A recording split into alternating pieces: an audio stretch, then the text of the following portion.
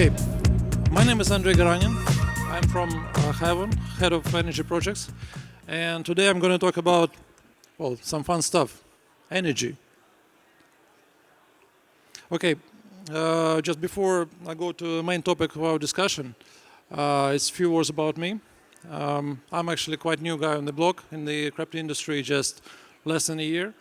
But I've got behind me about 15 years of experience in energy industry.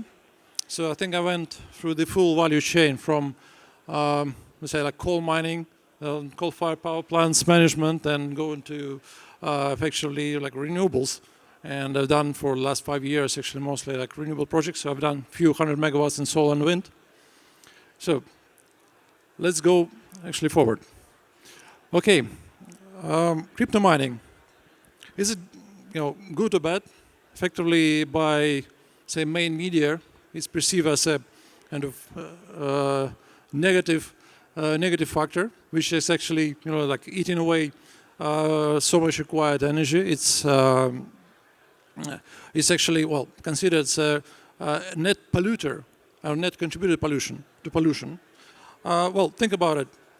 In in the modern world, the biggest greenhouse emission contributor is actually one single industry, and this is energy.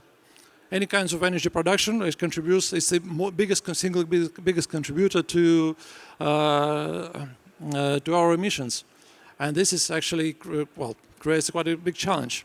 So what happened next? Well, mainstream media, some politicians picked it up and basically see it as a kind of big trouble. And this is a big problem which is actually being quite often attacked at us. And then every time we get almost like heart attack when somebody comes up with a new incentive to put a new tax regulation or ban completely the crypto mining. But hey, let's face it. Effectively, economic growth still requires more and more energy. This industry is here to stay, and is gonna only evolve. So we offer like few solutions, and I'm just gonna point on main three of them, and see what can be done about that. Solution number one: be green. Go to like when you develop any mining project or crypto mining, to move to renewable energy, and explain why. If you look at this graph, maybe some of you are familiar with this concept of LCOE, which means levelized cost of electricity, which which accounts for all the costs which like a renewable energy project consists of, from including capex, opex, across its lifetime. Let's say usually it's like 20 years.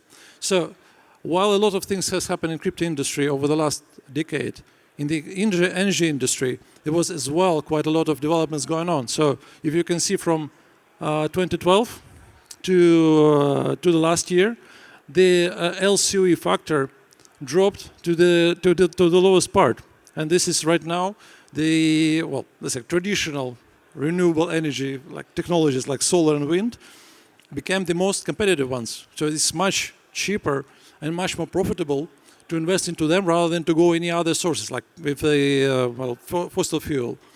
On top of that, you get less dependence or like almost no dependence on the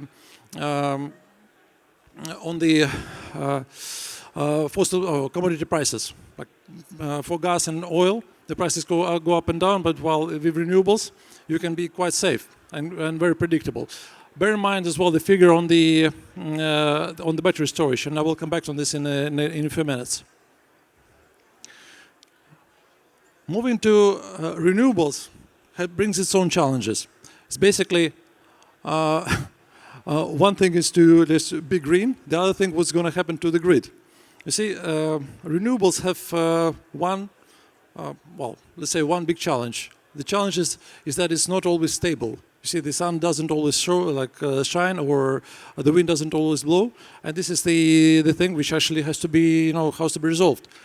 While you see in our industry, in crypto mining, we provide quite good solution to that. we can do, well, one very important thing, we can provide stable and predictable load, meaning that we can actually compensate any variability which is created by renewables. Well, we thought in our team about this slide, how to compare, what's the best comparison for how to actually to show the relationship between the energy industry and the crypto mining, and we come like with yin yang kind of disposition. It's meaning that renewables which needs to be balanced out by some other capacity, while crypto mining can offer just that. So, what a miner can do? Basically, it's all about energy management. Well, maybe all of you heard about the demand response programs which are being discussed here in the at this conference. But what can be done exactly in terms of the utilizing these available available techniques? Thing is, over the last as well decade or slightly more, ancillary markets which are designed to provide balancing have become involved as well.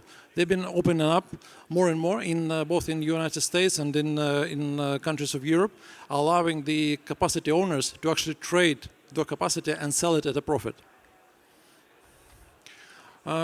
Just to explain a little bit more on the concept of balancing, is that in the grid, to keep it stable, you need to have amount of energy produced to exactly equal to amount of energy consumed. It has to be always in balance. And most of you heard from the let's say from domestic usage, you know that it's in Europe it's 220 volts and 50 hertz.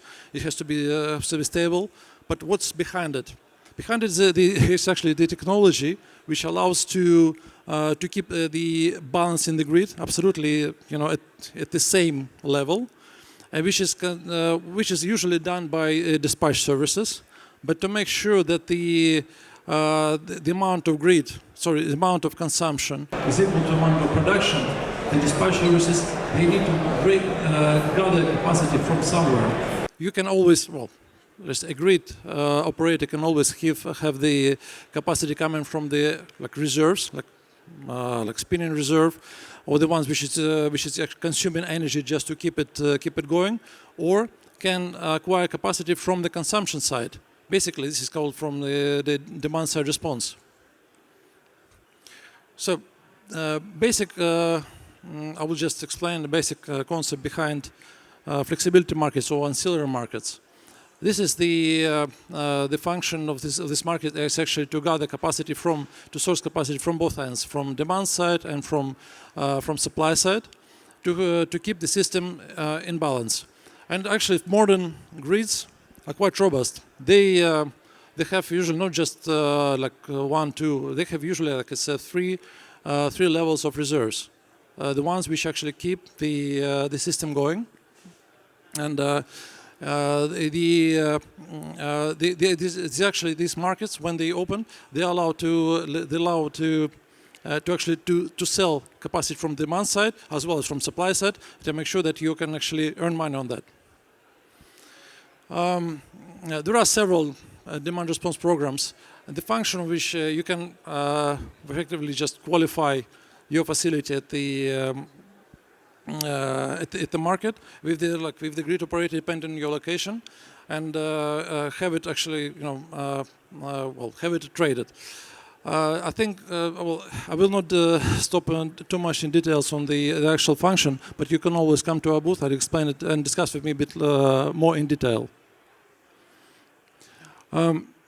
This was a bit of theory behind, but what we can do, we actually do at Hivon.